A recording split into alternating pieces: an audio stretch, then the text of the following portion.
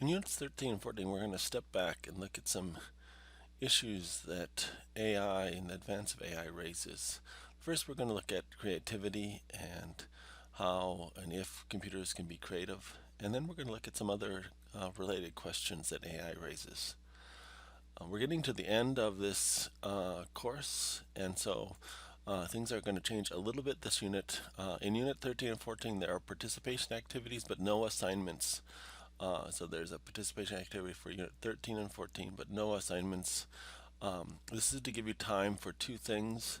One is the second quiz is now available. You can take it anytime between now and the end of class, end of the course.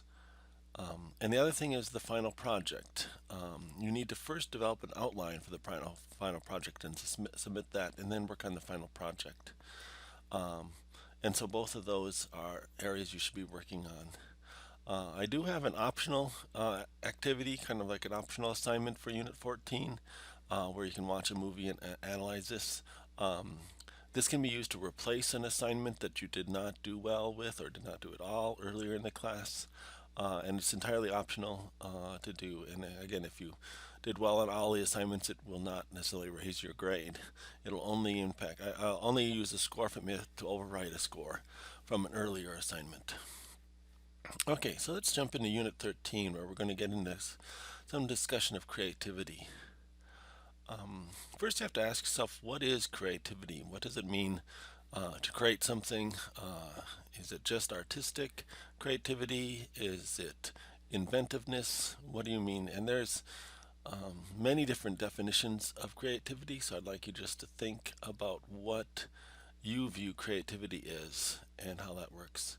We're going to bring up this Wikipedia article that's going to talk about creativity. So this article in Wikipedia does a pretty good job of giving an overview of this artificial creativity or computational creativity and some of the different ways it can be set up. When we're looking at creativity, some people ask, is it something that can be learned?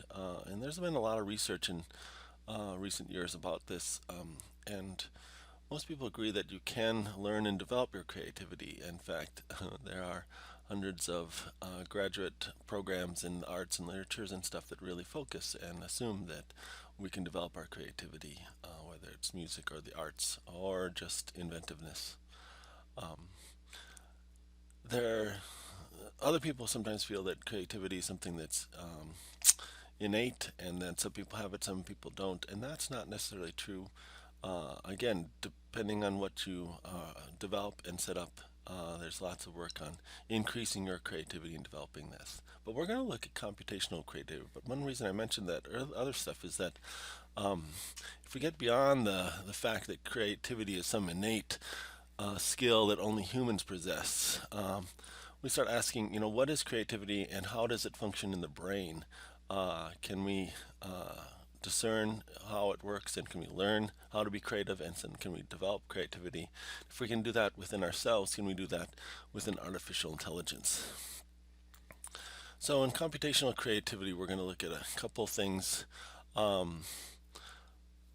There's some nice analysis here of basically linguistic creativity, story generation, metaphor and simile understanding, analogy, joke generation, understanding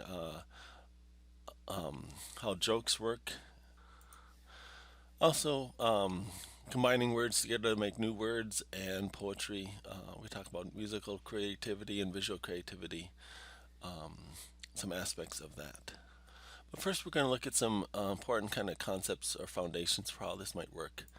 So this article lays out tries to define some aspects of creativity. Some things novel, new, useful. Sometimes we think creative solutions demand that we reject other ideas. There's this idea of creativity and some motivation or something internal, something that drives your emotion, works with that. So there's some ways of specifying what is creative and what's not, but again, there's no clear definition of how that works, and this is certainly kind of one way of looking at it. This goes over, we've covered artificial neural networks some, so I'm not going to deal too much with that here, but jump down here where we talk about some of the important categories of creativity. One thing we want to look at is exploratory creativity versus transformational creativity. So exploratory creativity is really working within some domain.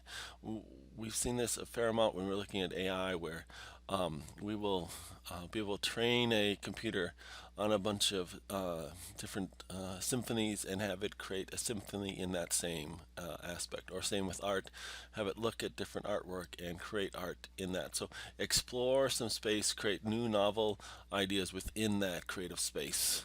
And the latter, this is a little more challenging than for the computer's transformational creativity, is where you're going outside that space. And this is often pulling ideas from different places and combining them in new and unusual ways. Much of the work so far, I think, would be focused on this exploratory creativity. So let's look at some ideas like that. Combinatorial creativity is, again, combining familiar and unfamiliar objects in different ways, placing that. So read through this sort of stuff, this conceptual blending and what that is, as far as mixing ideas together. And then you can go through this and get into some of these overviews of some of the creativity and ways computers have been trying to work and manipulate this sort of stuff. So that is a good introductory article. There's also these two links here.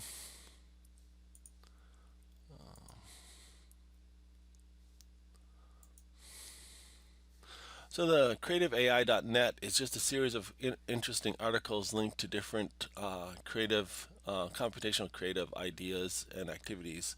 So you might want to just look at a couple of these just to get an idea of what kind of creativity is being done out there. And like some of these are just examples of, again, generating stuff. So here's talking about composing music. This is these long, short-term memory networks to generate music. Here we're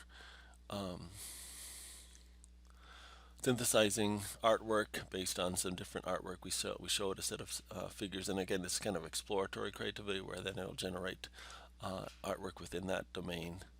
So again, you can look through this and see and click on some of these articles to see what kind of synthesis or creativity is being done here.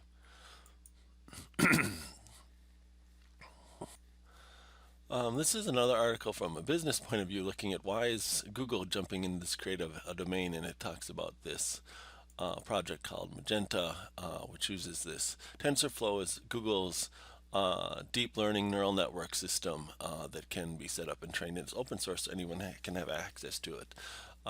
I looked at using it for this class, but it requires generally using a Linux PC and setting up the environment there, so it's harder for me to give you access to that. So that's why we didn't use it in this class. But it talks about some of the importance and some of the things that Google is doing, and kind of saying, why is Google jumping in? And there's certainly some strong business cases can be made for having computers generate creative works. A fair amount of the creative work, especially with music and literature and writing and stuff, comes from long short-term memory networks. Now, we covered these, but our assignment was mainly on convolution neural networks, which are used for identifying like images and things like that, two-dimensional objects.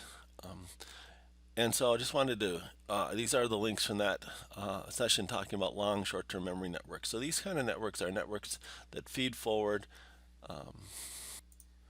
So they feed forward, but also loop around. So here's a overview. You might have some layer here, complex layer here, and we have some inputs that go into that layer. That layer feeds up to some maybe outputs or other layer here.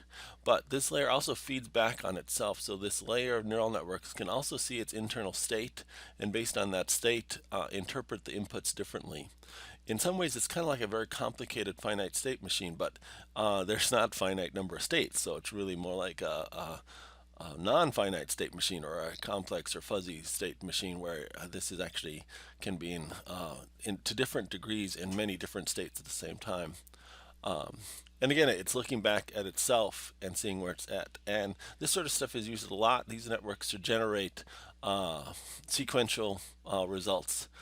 Uh, and that's why they're used a lot in music generation, writing, generating words, anything that's in linear format.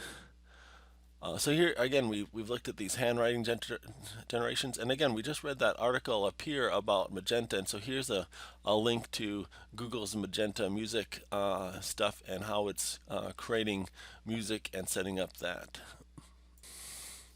And this is just a link you can hear some of the music that Google's Magenta project is creating. So you can kind of see that. And here's links to, again, some other deep learning music generation tools and stuff like that. So interesting to look at some of these ideas. So again, the Unit 13, we're really trying to get a little handle on, can computers be creative, and what does it mean to be creative? So I'm going to jump back down here. So for your participation activity, I want you to look at this. So I want you to find some research where some AI researchers are trying to use techniques to generate creative works. So do include a brief description of this and include a URL to the article or whatever you found. And again, you can use some of the links above for that or explore your own. There's lots of stuff out there if you just Google it. Now, in your description, I'd like you to try to think of a couple things. This exploratory creativity versus transformational creativity. Are we just is this software exploring within some established space, conceptual space, or some area? You know, just generating symphonies based on other symphonies in this certain vein, or is it transformational? Is it trying to do something different? Look at generation versus evaluation. Um, how are these things being generated and evaluated, and what does it mean? You know, how do we apply meaning or understanding to these, or see if they're useful? And combinatory creativity, again, is kind of linked to this exploratory creativity. Is ways where we can combine existing ideas and objects in new ways. So try to, you know, in your description, tie in at least one of these concepts here. Post your reply and then reply to two other students. Hopefully, I mean, this should hopefully generate some interesting discussion because um, it's unclear. I mean, there's some interesting questions this raises. Is if what is creativity and if we can have computers actually become creative. Now that brings us into Unit 14, which kind of ties into this, and this talks about, you know, some of the other deep questions about this.